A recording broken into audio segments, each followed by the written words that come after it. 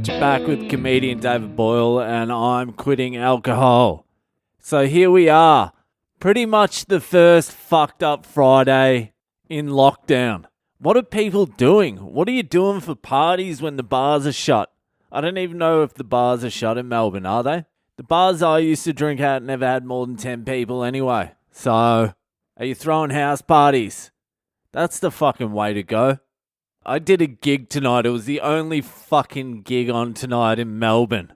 It was a live streamed event. It had like 10 people in the audience. Everyone was sitting 1.5 meters apart. They weren't. They were just sitting next to each other high-fiving. I went up with a respirator and started doing my set with a respirator on, and that got a huge laugh. And then I realized, fuck, the respirator is stronger than the rest of my material. So as soon as I take this off, I'm fucked. And what happened? I took it off and I was fucked. Everyone was like, put it back on. I don't even know if that was legal, that fucking performance.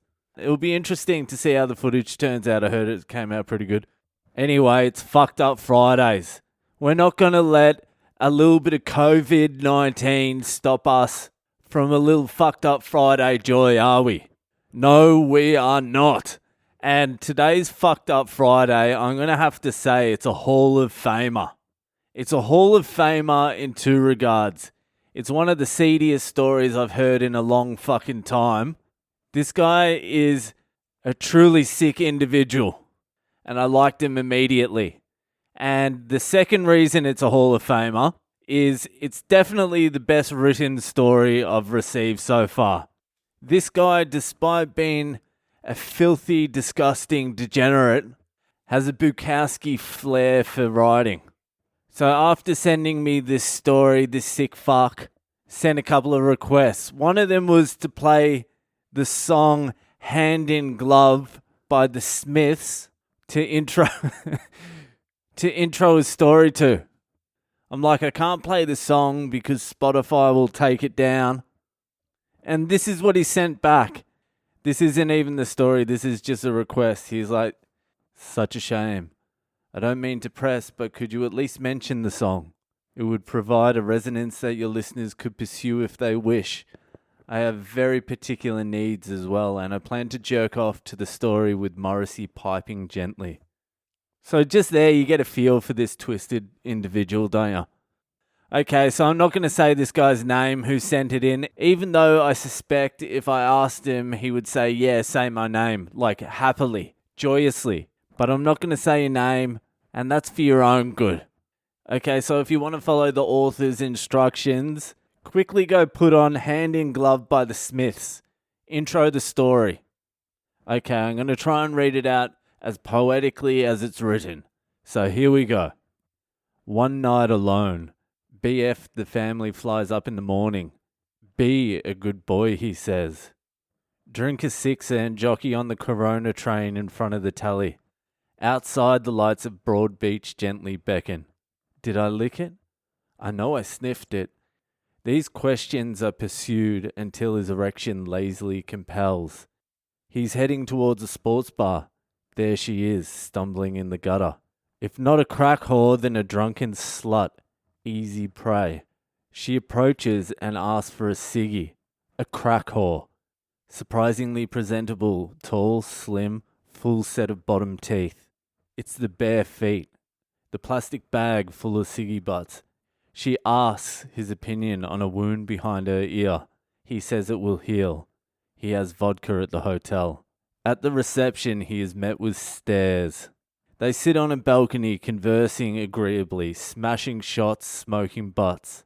He tells her she's pretty. She tells him she's homeless. Living in a tent in the beach scrub with her man. He demands to know of the incidents of lesbian sex in prison. She declares she has problems. The stillbirth haunts her.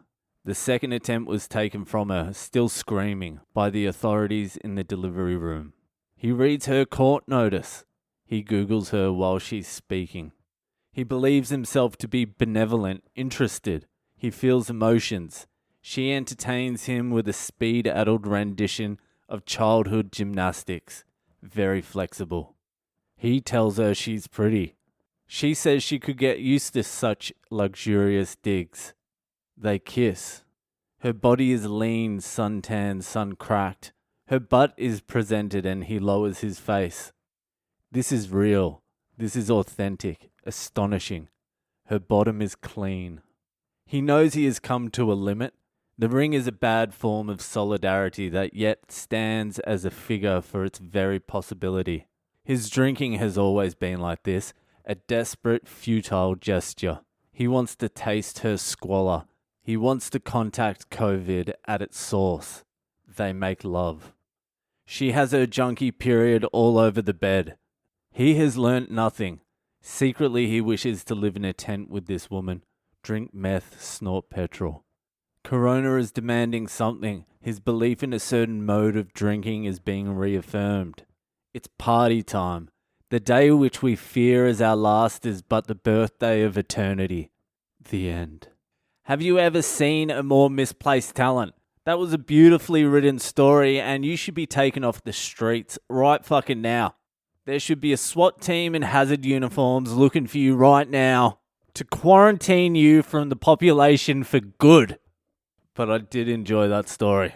I love that story, and if I was to take the art and the poetry away from that story, basically what it is I went down to the sports bar to have a drink. I bumped into a homeless chick. I took her back to my hotel. I fucked her. She was on her rags. I now live in a tent with her. Thank you for the story. All right, that's it for tonight. Add me on social media. I'm Boyle Comedy on Instagram, Facebook, and Twitter. Rate, review, subscribe to the podcast. Tell your friends about it, and I'll see you the fuck later.